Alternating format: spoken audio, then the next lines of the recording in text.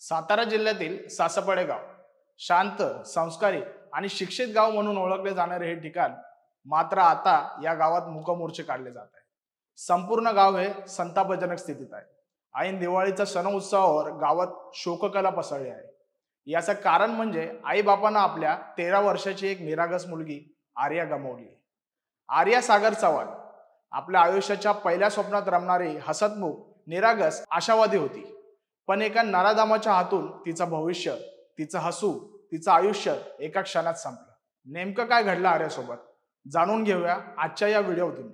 नमस्कार, मी सागर देवरे आणि कॅमेरावर आहेत आलेख चाळके. दिनांक 10 ऑक्टोबर 2025 रोजीची ती दुपार होती. आर्याची परीक्षा संपली. ती घरी यायला निघाली. वाटेत वडिलांकडून तिने घराची चावी घेतली. घरात ती एकटीच होती. तसा रोजच्या सारखा सुरक्षिततेचा विश्वास तिच्या मनात होता. पण काही क्षणात होताचं नव्हतं झालं. याच गावातील 26 वर्षाचा राहुल बबन यादव हा विकृत निर्दयी तिच्या घरात घुसला आणि वाईट मनसुब्याने आर्यावर अत्याचाराचा त्याने प्रयत्न केला. पण आर्या हार मानणारी नव्हती. तिने प्रतिकार केला. ती लढली. ती तिच्या बचावासाठी लढली.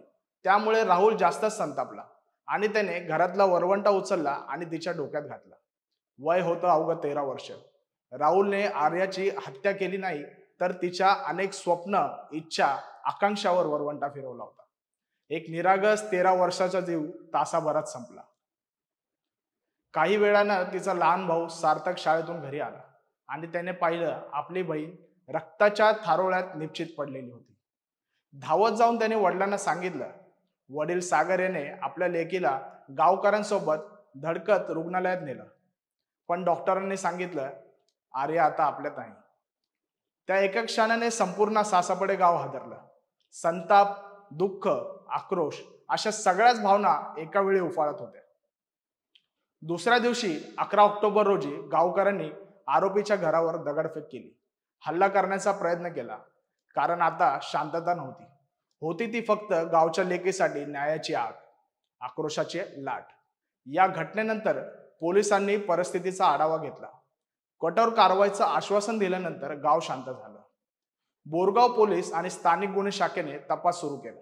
आरोपी राहुल यादव गावच्या वरच्या खाणीत लपून बसला होता. पोलिसांनी त्याला ताब्यात घेतलं. चौकशीत त्याने गुन्ह्याची कबुली दिली.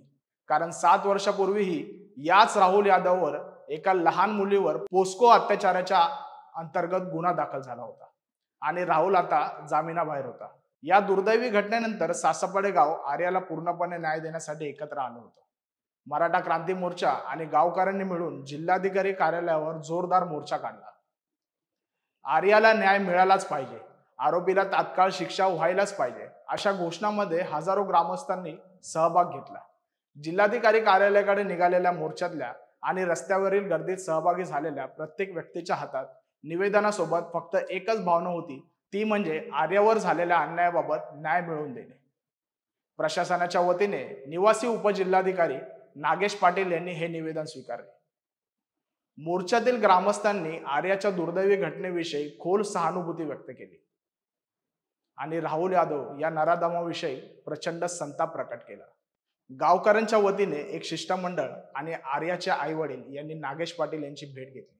त्यांनी प्रशासनास आवाहन केले की आरोपीवर जलद गतीने खटला चालवला पाहिजे.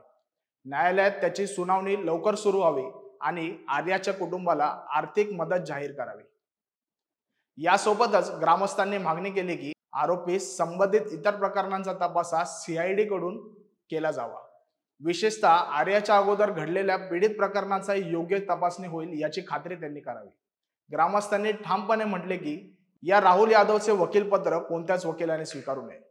हा मोर्चा फक्त विरोध करण्यासाठी नव्हता तर आर्याच्या हसण्याला, तिच्या स्वप्नांना आणि तिच्या आयुष्याला न्याय देण्यासाठी केला होता.